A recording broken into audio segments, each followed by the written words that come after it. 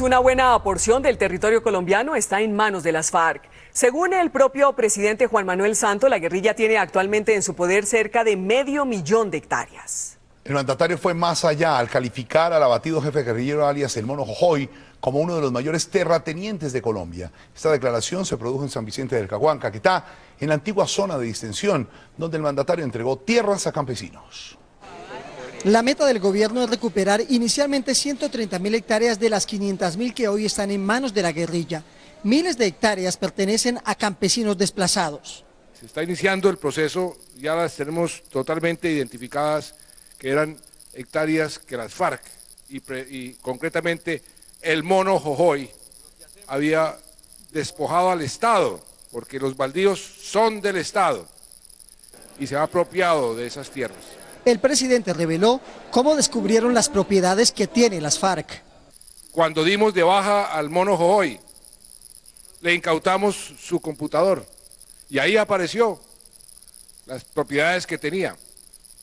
Y esas las fuimos verificando con otras informaciones y nos dimos cuenta que uno de los grandes terratenientes de este país era el Mono Jojoy.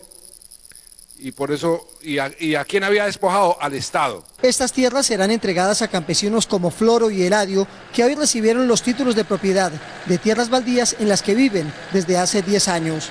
Tenía cultivos ilícitos, yo los acabo para plantar la ganadería que tengo hoy en día. En este momento nosotros llevamos 5 años viviendo ahí en esas tierras. ¿Y hoy le entregan los títulos? ¿Ya son suyos? La idea es que nos las entreguen hoy. Desde San Vicente del Caguán, el presidente Juan Manuel Santos le hizo una advertencia a la guerrilla y a los paramilitares. Su gobierno no va a permitir que se queden con una sola hectárea de tierra de los campesinos. Luis Eduardo Maldonado, Noticias Caracol. Horas antes, desde La Habana, las FARC negaron tener en su poder tierras arrebatadas a los campesinos. Incluso alias Jesús Santrich calificó al gobierno de mentiroso y le dijo Pinocho. Pero la polémica no paró ahí. Las supuestas torturas de la guerrilla a los 2 policías liberados días atrás en el Valle también generaron un cruce de declaraciones. Carlos Barragán está en vivo desde el norte de Bogotá. Carlos, buenas noches, cuéntenos. Tierras y torturas, ese es el común denominador de estas acusaciones y declaraciones mutuas del gobierno y de las FARC de los últimos días. Las FARC insisten en que cuáles tierras, y los policías que estuvieron secuestrados en el departamento del Valle le relataron al ministro de Defensa que durante varias jornadas sus cabezas fueron metidas en bolsas plásticas para que confesaran qué hacían en el departamento del Valle.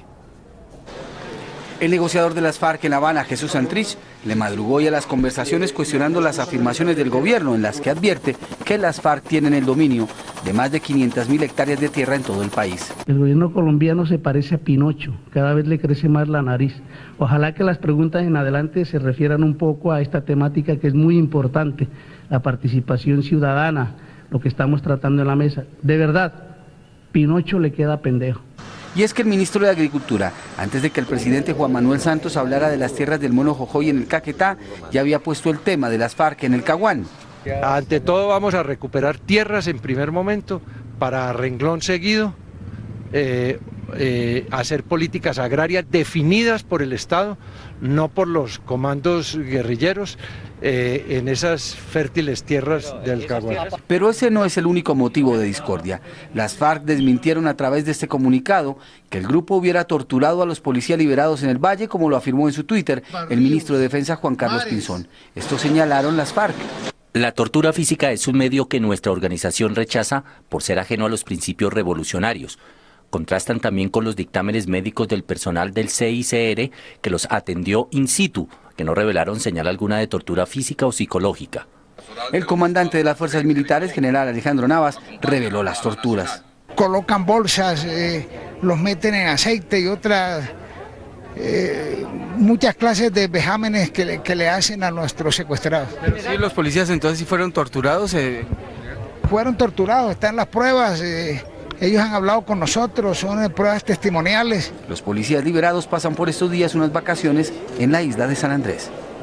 Si las FARC mantienen su rutina en las declaraciones, el que hablará será Iván Márquez y seguramente le contestará a un guerrillero que se entregó en las últimas horas. Carlos Barragán Rosso, Noticias Caracol.